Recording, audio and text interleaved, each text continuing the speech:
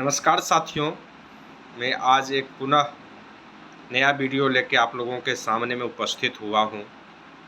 जिस तरह विदित है, मैंने पिछले सप्ताह वीडियो बनाया था डायबिटीज़ पे, शुगर पे, और काफ़ी आदमियों ने सराहना की। काफ़ी लोगों ने देखा।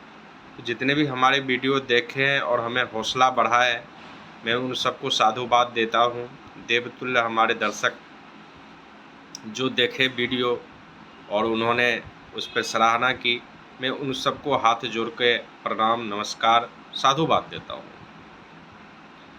और मैंने एक यूट्यूब चैनल खोला हूँ, उसको मारुति न्यूज़ यूट्यूब चैनल बनाया हूँ। यह मुख्यतया सामाजिक, शारीरिक और वो सब विभिन्न विषय पे मैं अपने बात रखने का प्रयास करूँगा। आज मैं एक नया वीडियो लाया हूँ। इसका विषय है ब्लड प्रेशर, हाइपरटेंशन, जिसे हम उच्च रक्तचाप कहते हैं, ब्लड प्रेशर कहते हैं। अब इस शब्द में ही रक्तचाप, ब्लड प्रेशर में ही इसके बारे में छुपा हुआ है। यह जो हमारी धमनियाँ है, जो खून हमारे शरीर में बहती है और हमारा हृदय में ब्लड आता है और उसको ऑक्सीजनेट होके, प्यूरिफाइड होके हमारे शरीर में जाता है। यह प्रक्रिया सामान्य प्रक्रिया जिस तरह होती है, 1 मिनट में ये 60 से 100 बार हमारे शरीर में धड़कता है। ये प्रक्रिया होती है। कई बार क्या होता है, दबाव बढ़ जाने से, हमारे धमनियाँ पे दबाव बढ़ जाने से हमारे जो धमनियाँ है वो रक्त का प्रभाव बढ़ जाता है, जिससे हम ब्लड प्रेशर कहते हैं, रक्तचाप वृद्धि कहते हैं। जिस तरह विदित होगा, ये 2 तरह का होता है, सिस्टोलिक और डिस्टोलिक। जो सिस्टोलिक ब्लड प्रेशर होता है उसको हम ऊपर वाले कहते हैं, डिस्टोलिक जो नीचे वाले को कहा जाता है।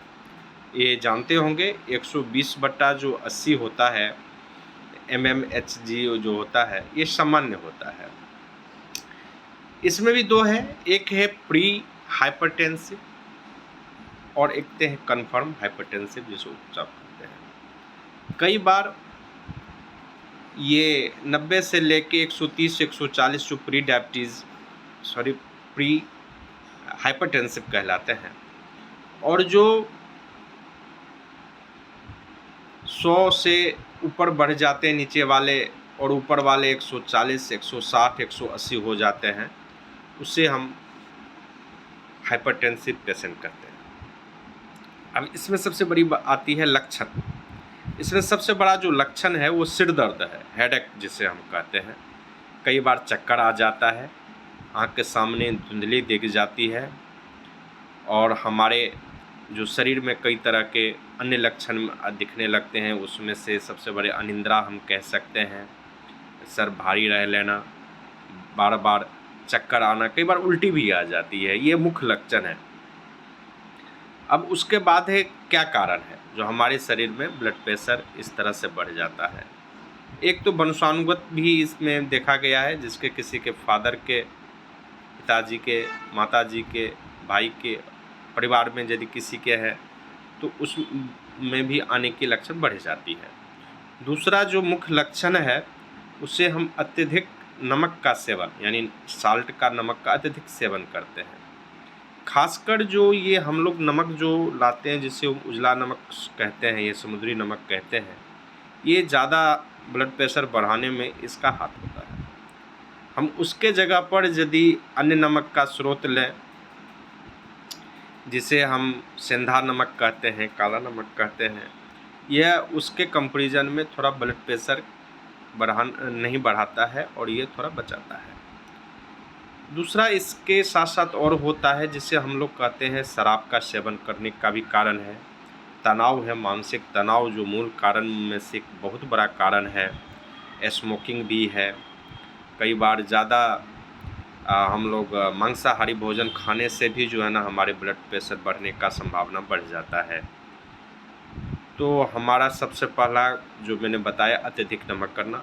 तो हम ध्यान रखें, नमक घर में खाने में कम से कम दिया जाए, और हो भी सके तो उजले नमक के जगह पर हम यदि सेंधा नमक, काला नमक इस तरह के प्रयोग करें, उससे हमारी रक्तचाप घटने का और या तो प्रिवेंट होने का इसका लक्षण बढ़ जाती है।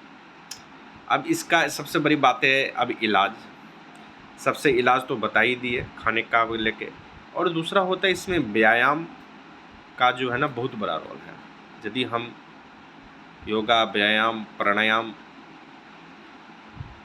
नित्य रोज करते हैं तो इसमें इसकी संभावनाएं बढ़ने का कम हो जाता है। हाँ, जिसके परिवार में है वो ज़रूर इस पर ज़्यादा ध्यान दें, बाहर के खाना खाने से परहेज़ करें, नमक कम खाएं, पानी की मात्रा ज़्यादा लें।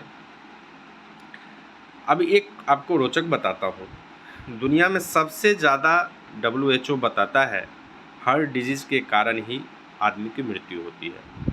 सेकंड पे सांसों के रेस्पिरेटरी की है, और थर्ड पे डायबिटीज़ है। तो आप इसी से सोच सकते हैं जो इसे साइलेंट किलर कहा गया है। ये जो हार्ट डिजीज़ है ये साइलेंट किलर है। अब आ गई होम रेमेडीज। कुछ घरेलू चीज़ ऐसे हैं जिससे हम इसको उपचार कर सकते हैं। उसमें छोटी इलायची का बहुत बड़ा रोल है, जिससे ग्रीन कार्ड भी कहा जाता है। छोटी इलायची हम लोग ज़्यादातर घर में रखते भी हैं, तो इसका यदि प्रयोग किया जाए तो ये हमारे ब्लड प्रेशर को घटाने में एक इसकी अहम रोल है। दूसरा है जो भी हम लोग ज़रूर अपने घर में भी इस्तेमाल करते वो है लहसुन। लहसुन का भी इस्तेमाल से हमारे रक्तचाप को घटाने में एक बहुत बड़ी इसका रोल है। काली मिर्च का भी इसमें बहुत बड़ी रोल है, और हम जो प्याज जो है, ऑनियन जो प्याज है, इसका भी सेवन किया जाए सलाद में तो हमारे ये ब्लड प्रेशर को घटाने में अहम रोल है। पुनः बता दूं, ये ब्लड प्रेशर बहुत प्राचीन काल से चला आ रहा है, और इसका भी चरक संहिता में काफ़ी, सुश्रुत संहिता में इसकी काफ़ी वर्णन है, काफ़ी उसकी बारे में रोकथाम का बारे में बताया गया है। और बहुत अंग्रेजी दवा भी है, एम्लोडिपिन भी है, टेलमिसार्टेन भी है, कई तरह के दवा हैं। लेकिन हम तो कहेंगे कोई भी दवा लें तो एक कार्डियोलॉजिस्ट या कोई फिजिशियन से दिखाने के बाद, उनसे सलाह लेने के बाद ही आप ब्लड प्रेशर की दवा खाएं, उसकी सेवन करें। हाँ, ये मैं ज़रूर कह सकता हूँ जिसकी कोई ब्लड प्रेशर है वो नियमित रूप से अपना ब्लड प्रेशर जांच करवाते रहें। आखिरकार उनकी ब्लड प्रेशर कितनी रहती है, तो हो सके तो सप्ताह में एक बार तो सप्ताह में एक बार उनको जांच करानी चाहिए। अब जहाँ तक सवाल है जो ब्लड प्रेशर का, आपको पता ही है ये सबसे बड़ी आजकल का जो प्रॉब्लम है, जो काफ़ी कम एज में, ज़्यादातर पहले 60 साल के बाद ब्लड प्रेशर होते थे, लेकिन आजकल बहुत अर्ली उम्र में होने लगे हैं, 40 या 40 से पहले भी होने लगे हैं। तो उसमें सबसे ज़्यादा उन बच्चों में जो खासकर जो अभी थोड़ा सा ग्रोविंग में है, या थोड़ा हम कह सकते हैं जिनकी बाहर की खाना ज़्यादा है, ज़्यादा साल्टी नमक खाते हैं, तो कम से कम अभी से नमक पर थोड़ा परहेज़ करें, बाहर के खाने पे परहेज़ करें। और हो सके यदि आपके घर में आपके पिताजी को, माताजी को या किसी और को हो तो थोड़ा ब्लड प्रेशर जांच कराने के साथ साथ डॉक्टर से भी सलाह लें। यदि आप एक समय से पहले अपनी इस सब चीज़ को करते हैं तो आपको स्वस्थ और आपको ब्लड प्रेशर नाम की जो एक किलर है उससे आपके बचाव हो पाएगी। तो मैं आज अपनी बात यहीं पर रखता हूँ। पुनः मैं कहता हूँ यदि किसी तरह की इस वीडियो में आपका कुछ कहने का, आपका भी अपना कमेंट करने का हो तो आप हमें सुझाव दें। कोई गलती हो तो उसको भी बताएं, क्षमा करें। लेकिन मैं ये वीडियो फिर अगले सप्ताह कोई नए वीडियो के साथ मैं आप लोगों के पास उपस्थित होऊंगा। नमस्कार, धन्यवाद।